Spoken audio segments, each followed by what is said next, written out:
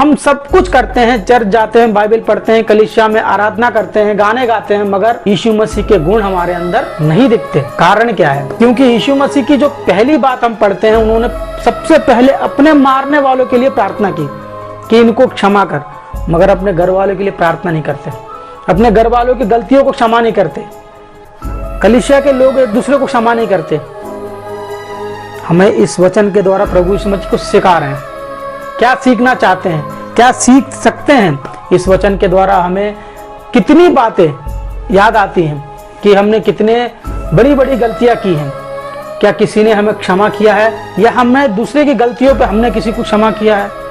करना आवश्यक है, क्योंकि यीशु मसीह ने ये बात सिर्फ क्रूस पर प्रार्थना के द्वारा कही गई है, मगर इसके द्वारा हमें भी कुछ शिक्षाएं दी जा रही है। यीशु मसीह कहते हैं, जिस तरह मैंने, जब शिष्यों को प्रार्थना सिखाते हैं, जिस तरह मैंने अपराधों को क्षमा किया है, तू भी हमारे अपराधों को क्षमा कर। यानी क्षमा करने की बात यीशु मसीह शिष्यों को भी सिखाते हैं, और अंत में जब वो मरने वाले हैं तब भी यही बताते हैं। इस प्रार्थना के बाद कुछ बातें हम इस संसार के लोगों की कर लेते हैं। सबसे पहले आप महात्मा गांधी के विषय में जानते हैं। 1869 में उनका जन्म इसी भारत देश में होता है। वो अपने जवानी के दिनों में लॉ की पढ़ाई करने के लिए दक्षिण अफ्रीका जाते हैं। वहाँ जाने के बाद अधिकांश लोग वहाँ मसीह लोग हैं, बाइबल को पढ़ते हैं, बाइबल सिखाते हैं। जिस कॉलेज में उनका एडमिशन हुआ है, वहाँ भी एक क्रिश्चियन कॉलेज था। वहाँ पर उन्होंने बाइबल पढ़ा। बाइबल पढ़ने के बाद उनके जीवन में सबसे ज़्यादा असर करने वाली बात यही बात थी। यीशु मसीह को क्रूस पे जब लटकाने वालों के लिए यीशु मसीह ने क्षमा के लिए प्रार्थना की। इस बात को पढ़ने के बाद, इस बात को समझने के बाद महात्मा गांधी के जीवन में बहुत सारा बदलाव देखा गया। उन्होंने अपने अंतिम दिनों में जब नाथूराम ने उसको गोली मारी, गोली मारने के बाद उन्होंने क्या कहा कि मैं इन्हें क्षमा करता हूँ, उसको कुछ मत करो। मतलब उनके जीवन में एक अन्य जाति का व्यक्ति बाइबल पढ़ता है, बाइबल की बातों को समझता है, उसके बाद अपने जीवन में उन बातों को लागू करता है। लागू करने के बाद इतना प्रभावित होता है कि अपने अंतिम दिनों में वो क्या करता है, अपने मारने वाले के लिए क्षमा दे देता है। इसी कारण आज हम उनको महात्मा गांधी कहते हैं। पहले वो क्या थे? करमचंद गांधी थे। मगर आज उन बाइबल पढ़ने के बाद, उस बात को समझने के बाद, उस बात को बताने के बाद वो क्या हो गए? महात्मा हो गए। यानी बाइबल की एक बात पढ़ने, उसका पालन करने के बाद एक व्यक्ति महात्मा हो जाता है।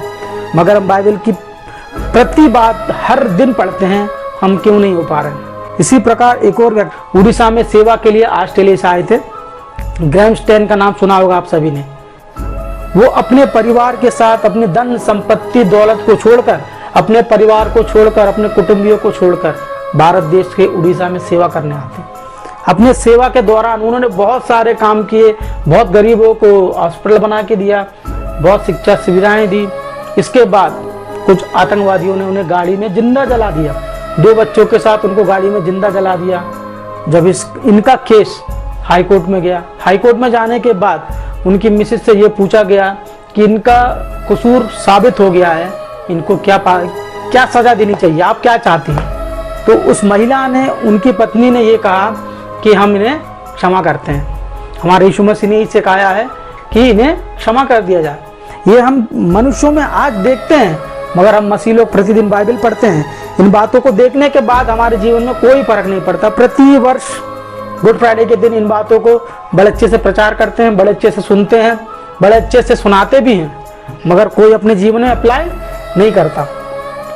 यीशु मसीह की कठिन परिस्थितियों में जान दी, कठिन परिस्थितियों में उन्होंने इस तरह की प्रार्थना की, मगर हम किसी भाई बहन सगे संबंधियों के लिए कभी ये प्रार्थना नहीं करते, कभी उनको दिल से क्षमा नहीं करते।